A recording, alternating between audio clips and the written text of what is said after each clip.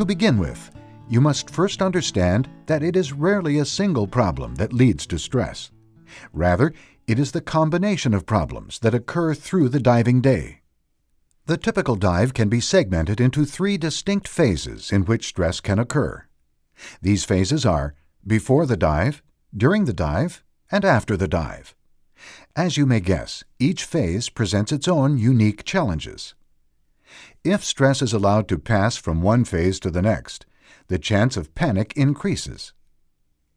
While the worst place for panic to occur is underwater, stress at the end of a dive can be equally dangerous if a diver is cold and tired.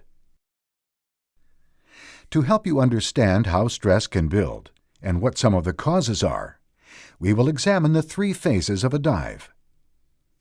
A good day of diving begins with a good night's rest and a healthy breakfast. This will help ensure that you are mentally alert and well-nourished for diving. Preparation ensures that you will show up with everything you need for the day and that your total diving system is ready for diving. Plan to arrive at the boat or dive site early so you can assemble your equipment and get settled without having to rush before the boat leaves the dock. Pre-dive stress may be triggered if you have difficulties with your equipment. If you have not been diving in a while, you may be a little rusty. This can be frustrating and embarrassing. Equipment difficulties may also be a product of not knowing how to operate new equipment, or from lacking a necessary piece of equipment such as an alternate air source. Remember, to avoid problems, your equipment should undergo regular maintenance performed by your SSI dealer. Through the Equipment Service Program, your air delivery system, information system, buoyancy control system, and other systems are thoroughly inspected by qualified service technicians to make sure they work as well as the day you purchased them. Don't be afraid to ask for assistance if you have a problem with a piece of equipment. However, make sure all of your equipment is in good working condition before starting the dive. Smart divers always make a plan before the dive, discussing what each person expects of the dive and feels comfortable with. At the same time, review each other's total diving system and how it functions. This way, you will be able to easily assist your buddy in an emergency situation. Pace yourself as you dress, so that you and your buddy finish dressing at the same time. This will help avoid frustration and overheating, which can lead to stress. Before you enter the water, complete a pre-entry buddy check. Make sure your equipment is properly in place and that air is on. Also, use this time to answer any final questions about the dive plan. When you are both okay, obtain permission from the dive leader to enter the water.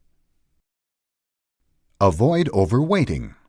Overweighting can cause excess fatigue, as well as create buoyancy problems underwater, especially if a diver is already stressed and not relaxed. You should be ready to offer help to your buddy anytime he or she needs it. Avoid making them feel like they are a nuisance or a burden. This will lower their confidence in you and their self-confidence, which may lead to further stress and a possible panic situation. Using a line will help you control your rate of descent. Also, if you have difficulty clearing your ears, you can use the line to stop your descent until you can successfully get them equalized.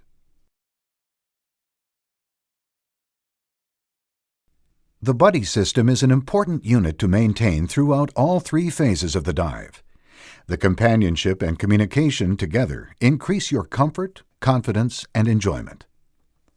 Separation from a buddy or failure to communicate may give a diver a sense of isolation and abandonment that could lead to or increase stress.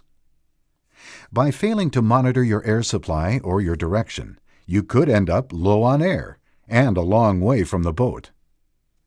Proper navigation and frequent review of your instruments will help ensure an easy swim back to your exit point with air to spare. After you have completed your safety stop at 15 feet or 4.5 meters for 3 to 5 minutes, and you've reached the surface, the diving process is not over. Good surface procedures include keeping your BC inflated and your mask in place.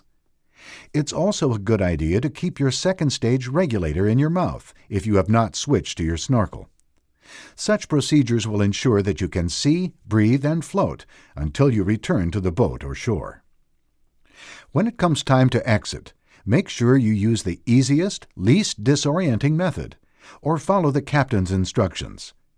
As before, keep your mask, BC, and second stage regulator in place, just in case you fall back into the water. Through safe diving practices, you can end the dive happy and refreshed, rather than worn out and frustrated. For how you dive will dictate your level of enjoyment or your level of stress. Now that we've reviewed some of the causes of stress and how to prevent it, let's review how to detect stress.